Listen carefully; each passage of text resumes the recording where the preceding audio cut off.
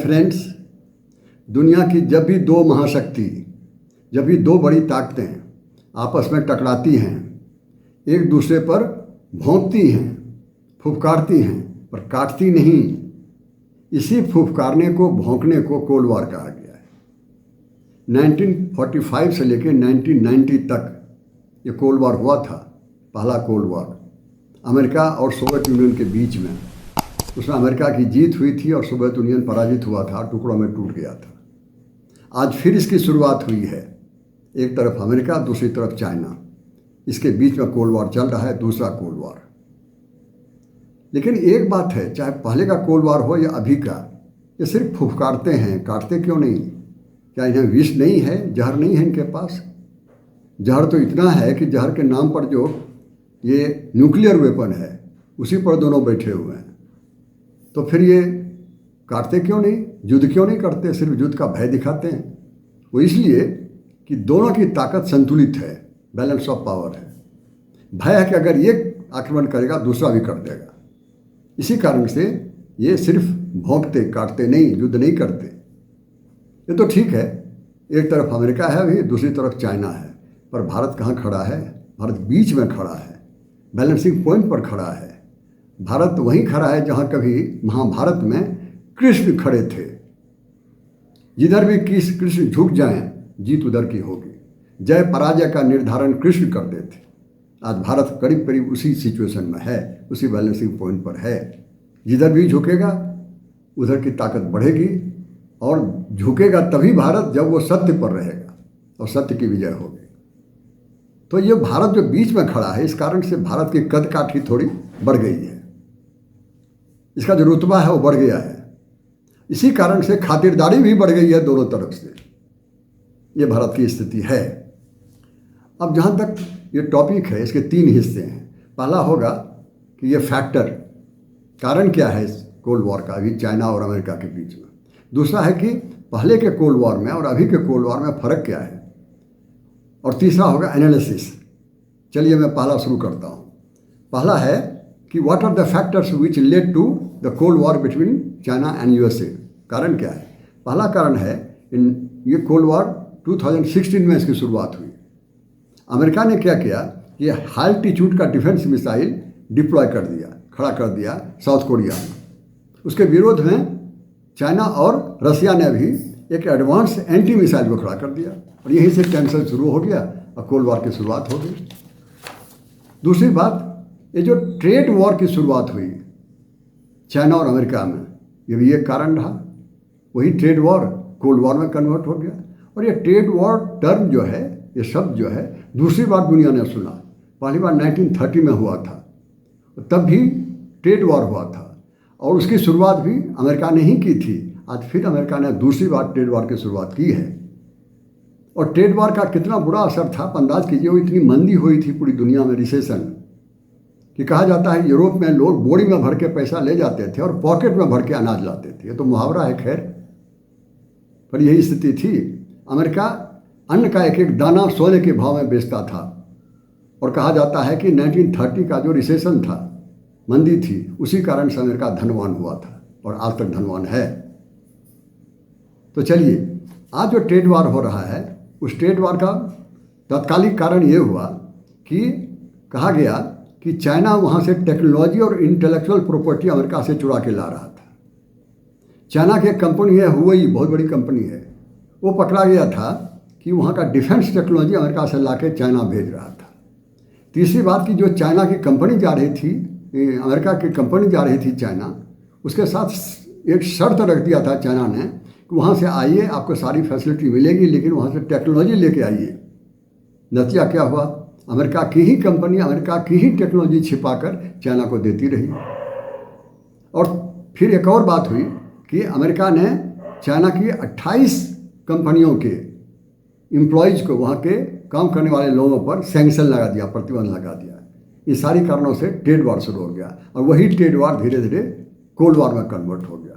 अगर trade war cold war हो सकता है, तो क्या कोल्ड वॉर सचमुच का युद्ध तो नहीं होगा? कहीं अगर चाइना अमेरिका के बीच में युद्ध हो गया, ये तीसरा वर्ल्ड वॉर होगा, ये निश्चित है ये बात। तो ये जो परेशानी किया चाइना ने सबकी छिपा के लेके जाना शुरू किया।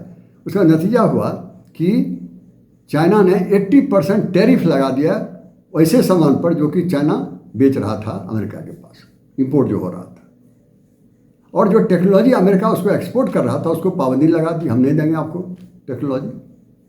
ये सारे टेंशन के कारण हुए 2016 में। फिर यूक्रेन में वॉर हो गया।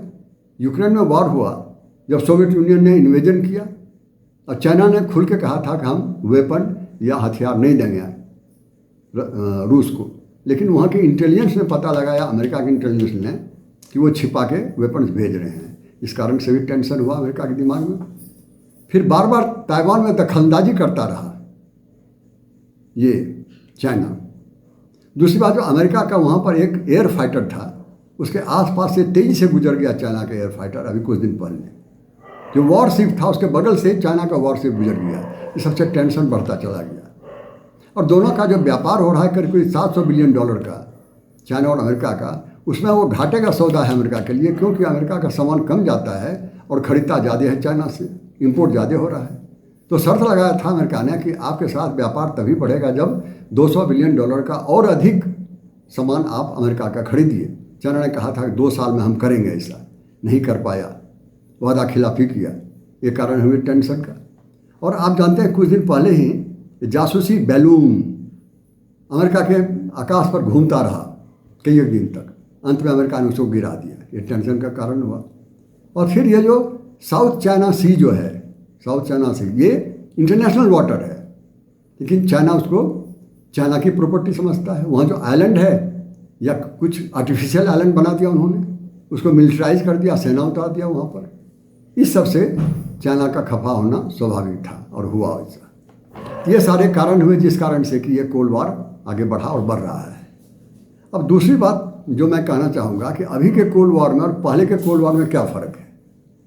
फ़र्क है, पहला फ़र्क तो ये है कि पहले जो अमेरिका और सोवियत रूस के बीच में कोल्ड वॉर हुआ था और आज जो कोल्ड वॉर है, तो पहले बड़ा कोल्ड वॉर था alliances versus alliances, NATO versus Warsaw pact. NATO अधिक ताकतवर था, वार्सो पैक्ट कमज़ोर देशों का अलायंसेस था। जो भी हो अलायंसेस था। लेकिन अभी क्या है, अभी नेटो तो है अमेरिका के साथ अलायंस, चाइना का कोई अलायंस नहीं है, अकेला है वो। रशिया उसके साथ है, लेकिन एक बात है, भले वार्सो पैक्ट आज ना हो, चाइना के पास अलायंसेस ना हो, लेकिन चाइना और रशिया मिल करके करीब करीब बराबर शक्ति है दोनों के बीच में, नेटो के बराबर शक्ति संतुलित है दोनों के बीच में। बल्कि अधिक ताकत है जब सोवियत रशिया को वार्सो पैक्ट के साथ ताकत हुआ करता था, कहा जाता है ऐसी स्थिति थी। ये तो पहला कारण हुआ अलायंसेस वर्सेस अलायंसेस। दूसरा जो फर्क है वो है ideological warfare, capitalism versus communism. Capitalism मतलब अमेरिका कैपिटलिज्म था और कम्युनिज्म सोवियत रशिया था। और आज भी अमेरिका कैपिटलिज्म है, पर चाइना पूरी तरह से कम्युनिज्म नहीं है। वहाँ पर वो पॉलिटिकली कम्युनिस्ट है और इकोनॉमिकली कैपिटलिस्ट है। इसलिए आज जो ये चल रहा है वो पहले से फ़र्क है। पहले तो ये बराबर था कैपिटलिज्म वर्सेस पूरा कैपिटलिज्म पूरा कम्युनिज्म। आज है पूरा कैपिटलिज्म लेकिन हाफ कम्युनिज्म। ये फ़र्क है आइडियोलॉजिकल वॉरफेयर का। तीसरा था, ये वॉरफेयर यूरोप में हुआ था, रशिया भी यूरोप का, यूरोप तो था ही, आमने सामने दोनों थे। लेकिन आज एशिया में हो रहा है, और एशिया में ही होने के कारण बल्कि भारत की सीमा पर हो रहा है। ये भारत की सीमा पर होना भारत को प्रभावित जरूर करेगा, और किस रूप में करेगा ये बाद में हम बात करेंगे। एक और बात है कि जो उस समय के कोल्ड वॉर में ये सोवियत रूस और अमेरिका के बीच में कोई रिश्ता नहीं था, कुछ भी, ना व्यापार ना कुछ लेना देना। कहा जाता है कि एक दूसरे के देश से चिड़ियाँ भी दूसरे देश में नहीं जाती थी। लेकिन आज पूरा घनिष्ठ संबंध है चाइना और अमेरिका में।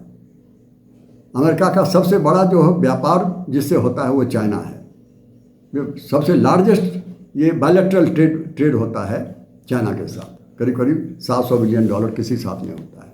और यूरोप जो नेटो का पार्टनर है उसके साथ भी चाइना के ही साथ व्यापार हो रहा है और सर्वाधिक हो रहा है।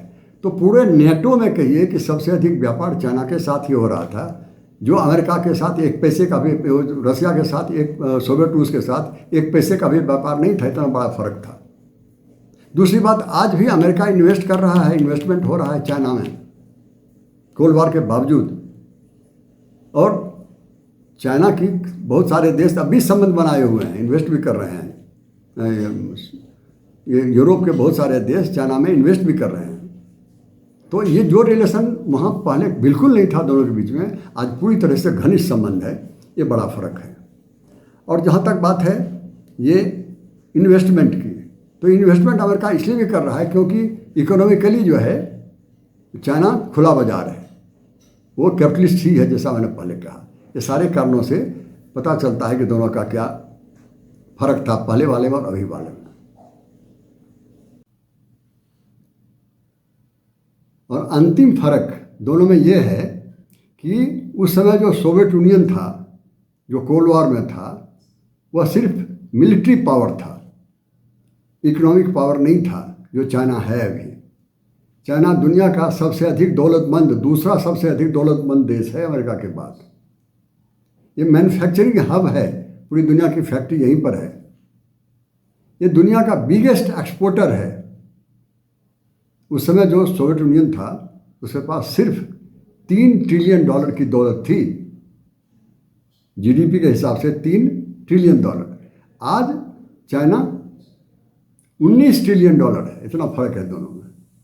तो मिलिट्री पावर भी है और इकोनॉमिक पावर भी है चाइना। ये बहुत बड़ा फ़र्क है दोनों में। इसलिए मैंने कहा पहले भी, अमेरिका को पहली बार पाला पड़ा है एक शक्तिशाली विरोधी से। ये सारे कारण हुए, ये सारे फर्क हुए दोनों में, पहले में दूसरे में। अब चलिए अंतिम है एनालिसिस, उसको मैं शुरू करूँ। पहला एनालिसिस मैं ये कहूँगा, ये हेनरी किसिंजर जो माने हुए विदेश मंत्री हुआ करते थे अमेरिका के, ये किसिंजर्स डॉक्ट्रिन आप जानते होंगे। उसने कहा कि US China are in foothills of cold war. और बड़ी बात आगे कही कि that conflict worse than first world war. ये दोनों कोल्ड वॉर की दहलीज पर खड़े हैं, चाइना और अमेरिका, और इसका अंत होगा इतना बुरा होगा जितना कि फर्स्ट वर्ल्ड वॉर में भी नहीं हुआ था।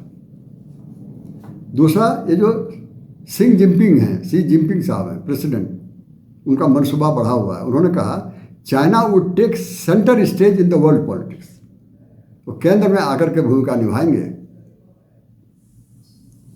और तीसरी बात कि अमेरिका एक बड़ी ताकत है, बहुत बड़ी। अब देखिए, दुनिया में सबसे अधिक डिफेंस एक्सपेंडिचर अमेरिका का होता है, सैनिकों पर खर्चा। अकेला अमेरिका 900 बिलियन हर साल खर्च कर रहा है। और दूसरे नंबर पर चाइना है जो सिर्फ $300 बिलियन है। ये देखिए 300 वर्सेस 900। चौथे में है रसिया और इंडिया, दोनों का मुश्किल से $82 बिलियन है। इतना बड़ा डिफेंस एक्सपेंडिचर है अमेरिका के साथ। दूसरी बात, ये न्यूक्लियर पावर में, न्यूक्लियर वेपन में रसिया के बाद सबसे अधिक न्यूक्लियर वेपन अमेरिका के साथ ही है। अमेरिका के पास 4,500 न्यूक्लियर वेपन है और चाइना के पास मात्र 300 to 400, इतना ही है। और फिर ये मिलिट्री बेस, अमेरिका का 70 कंट्रीज में 800 मिलिट्री बेस है। चाइना ने तभी शुरुआत किया है, यही हुआ है। और जहाँ तक जीडीपी की बात है, चाइना के पास तो सिर्फ $19 ट्रिलियन ही है ना, अमेरिका के पास अब भी $26 ट्रिलियन है। ये है, इतना अधिक शक्तिशाली है अमेरिका। और हाँ, एक और बात, टेक्नोलॉजी में कहा जाता है, टेक्नोलॉजी में अभी अमेरिका दुनिया का 80% टेक्नोलॉजी अमेरिका के ही पास है। और चाइना के पास वही टेक्नोलॉजी है जो अमेरिका से छिपा के लाया हुआ है। तो इतनी शक्तिशाली है अमेरिका के पास, तो चाइना को अनदेखी नहीं करेगा। चाइना जिस तरह से सैनिक ताकत बढ़ा रहा है, न्यूक्लियर ताकत बढ़ा रहा है, ये सुपरसोनिक टेक्नोलॉजी बढ़ा रहा है, रॉकेट फोर्स बढ़ा रहा है, स्पेस वेपन बढ़ा रहा है, और ये साउथ चाइना में जो दादागिरी कर रहा है, ये इंडो पैसिफिक में दादागिरी कर रहा है, इसको अनदेखी नहीं करेगा अमेरिका। अमेरिका ताकतवर है।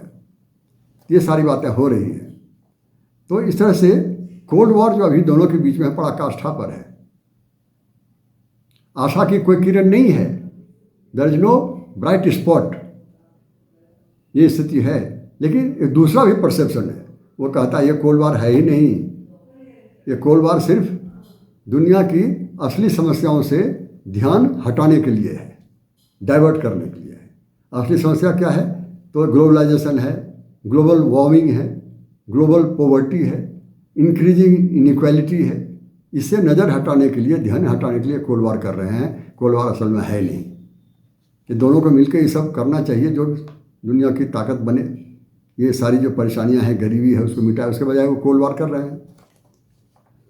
दूसरी बात, प्रेसिडेंट बाइडेन ने कहा था यूनाइटेड नेशन के जनरल असेंबली में कुछ महीना पहले, कहा था कि USA is not seeking any cold war. हम कोल्ड वॉर नहीं कर रहे हैं, हम चाहते हैं कॉपरेशन हो दुनिया में। और उसके बाद ये जो ट्रेड वॉर है, ट्रेड वॉर जैसा मैंने पहले कहा 7 साल से चल रहा है, किसी की जीत नहीं हुई है। संभव है कोल्ड वॉर में भी किसी की जीत ना हो, ऐसी पॉसिबिलिटी है। एक और दूसरा परसेप्शन है, वो कहता है कि संभव है कि कोल्ड वॉर जो है सिर्फ म्यूचुअली ये हॉस्टिलिटी है, ये मिली जुली दुश्मनी है, मेल जोल की दुश्मनी, मेली कुश्ती। असल में है नहीं लड़ाई, दिखावे के लिए लड़ाई है, मिलजुल करके दोनों दुश्मन बने हुए हैं। ये सारी बातें हैं। अब मैं कंक्लूजन में कहना चाहूँगा कि ये इतना अधिक रिश्ता चाइना और अमेरिका का है, इकोनॉमिक रिश्ता। इस तरह से ये इकोनॉमिक दोस्ती और स्ट्रेटजी में दुश्मनी, ये दोनों नहीं चल सकता। Both are conflicting to each other. एक तरफ इकोनॉमिक की दोस्ती, दूसरी तरफ स्ट्रेटजी की दोस्ती, स्ट्रेटजी की दुश्मनी, ये अलग अलग चीज़ है। दूसरी बात मैं कहना चाहूँगा, ये कोल्ड वॉर में किसी की जीत नहीं होगी, जैसा कि अमेरिका को मिला था पहले कोल्ड वॉर में। इसमें जीत होने वाली नहीं है। संभव है कि कोल्ड वॉर का अंत हो जाए, कोई जीतेगा नहीं, अंत होगा। और अंत होने का कारण हो सकता है इकोनॉमिक कंपल्सन, कि आर्थिक बाध्यता दोनों के लिए घातक है, इकोनॉमी के लिए घातक है, तो दोनों बंद कर दे इसी कारण से।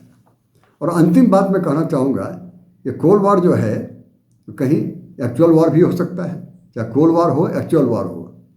ये भारत के पिछवाड़े में हो रहा है, सीमा पर हो रहा है। भारत आंख बंद करके नहीं रह सकता है। आज का भारत समर्थ भारत है, इकोनॉमी में आगे बढ़ चुका है, दुनिया उसका अनदेखा नहीं कर सकता भारत का। और अभी भी भारत के प्रधानमंत्री आए हैं अमेरिका से और फ्रांस से, दोनों जैसे 2 चीज़ें लाए हैं, टेक्नोलॉजी और डिफेंस। भविष्य में डिफेंस की भी ताकत भारत का बढ़ेगा, ऐसा अंदाज है, और टेक्नोलॉजी भी बढ़ेगी। तो भारत सामर्थ्यवान भारत है, समर्थ भारत है। वो अपने पड़ोसी को भी प्रभावित करेगा और दुनिया का जो जियो पॉलिटिक्स है उसको भी प्रभावित करेगा। तो इस तरह से अगर कहीं कोल्ड वार हो या एक्चुअल वॉरफेयर हो, भारत को अनदेखा कोई नहीं कर सकता है। और जैसा मैंने कहा, भारत ये डिसाइड करेगा, जैसा मैंने कहा कि कृष्ण की तरह संतुलित करेगा इसको। इन्हीं बातों के साथ मैं अपनी बात समाप्त करता हूँ। Thank you very much to each and every one of you.